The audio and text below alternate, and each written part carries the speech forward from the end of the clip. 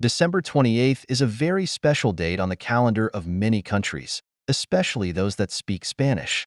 On this day, the Holy Innocents are commemorated, a holiday that has deep historical and religious roots, but which has also become a day associated with jokes and fun. In this video, we will explore both the origin of this celebration and its traditions and its evolution into what we know today. So join me to discover more about the Holy Innocents of December 28th. The origin of the holiday of December 28th is based on a biblical passage, specifically in the Gospel of St. Matthew. According to this account, when King Herod, the monarch of Judea, learned of the birth of a child who would be the king of the Jews, that is, Jesus, he feared that his throne would be usurped by this future king. Herod, known for his cruelty and paranoia, decided to act in extreme ways to avoid any threat to his power.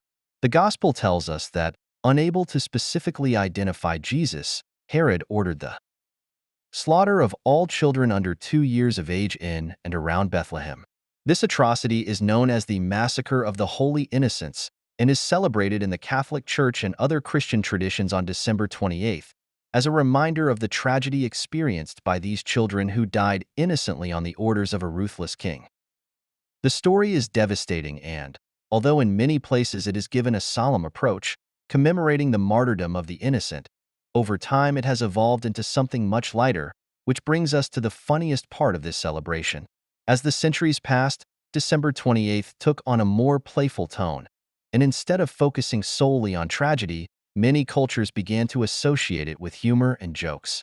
This change in focus has a number of explanations, some of which are related to the custom of making plays on words or jokes in Christian celebrations, especially in medieval times, where religious festivities were often accompanied by popular festivals. In Spain, for example, the Day of the Holy Innocents became an opportunity to play innocentadas, which are pranks or tricks played on friends, family, and colleagues. Pranks can be simple, like making someone believe that something has happened or is going to happen, or they can be elaborate, with little tricks or jokes that cause confusion and surprise. Herod the Great's intention to eliminate the baby Jesus is one of the darkest and most dramatic episodes in the early history of Christianity and is narrated in the Gospel of Matthew, specifically in chapter 2. To understand the magnitude of the action of Herod and the historical and religious context in which it took place, it is important to analyze both the figure of Herod and the reaction of Jesus' parents, Mary and Joseph, who fled to Egypt to protect the child's life. Below, I explain the details of this story and its context. Herod the Great was king of Judea and other surrounding regions, under the authority of the Roman Empire. From 37 BC until his death in 4 BC, he was known for his cruelty, excessive ambition, and paranoia, qualities that made him feared by both his subjects and his own family. Although Herod promoted great construction works, including the renovation of the Second Temple in Jerusalem, his reign was also marked by intrigue, assassinations, and a constant concern to maintain his power.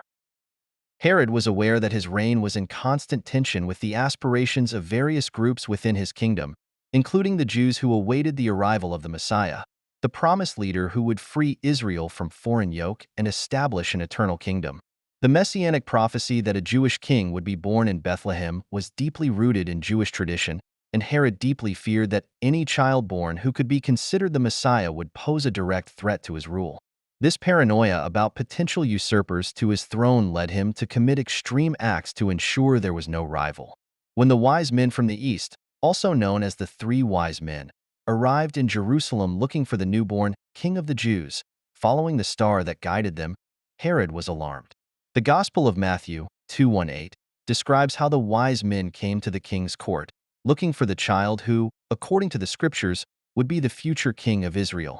Herod, trying to hide his concern, asked the wise men to inform him when they found the child, claiming that he also wanted to pay homage to him. However, when the wise men, guided by a dream, decided not to return to Herod after finding the child in Bethlehem, the king felt betrayed and, in his fury, opted for a terrible act: the slaughter of all children under the age of 2 years in Bethlehem and its surroundings. This atrocity was, according to the biblical account, his attempt to eliminate the baby Jesus, whom he saw as a potential rival. When the angel of the Lord appeared in a dream to Joseph, Mary's husband. Warning him of the danger to the baby Jesus, he instructed him to take Mary and the child and flee to Egypt. This event is narrated in the Gospel of Matthew, February 13th, 15. The flight into Egypt is a key moment in the story of Jesus' childhood, as it demonstrates how divine intervention protected the future Messiah from an early death. Joseph, as a just and obedient man, followed the order without hesitation. In the middle of the night, without wasting time, the family began the journey towards Egypt, a country that offered refuge away from the clutches of Herod. The flight into Egypt not only fulfilled the angel's warning, but also fulfilled an Old Testament prophecy that, according to Matthew, foretold that, "Out of Egypt I called my son." Matthew 2 verse 15. The time the family spent in Egypt is not specifically detailed in the Gospels, but it can be deduced that they remained there until Herod's death, which occurred shortly after the slaughter of the innocents. According to historical calculations, Herod died around 4 BC, which would mean that Jesus and his parents would have remained in Egypt for some years, before returning to Nazareth once Herod's danger had passed. This return to Nazareth was also significant because it fulfilled another prophecy. Jesus would be called Nazarene, which is interpreted as a way of fulfilling the scriptures, although it is not found in a single specific passage of the Old Testament, but rather in an interpretation of the life of Jesus as a humble man separated from powerful cities like Jerusalem.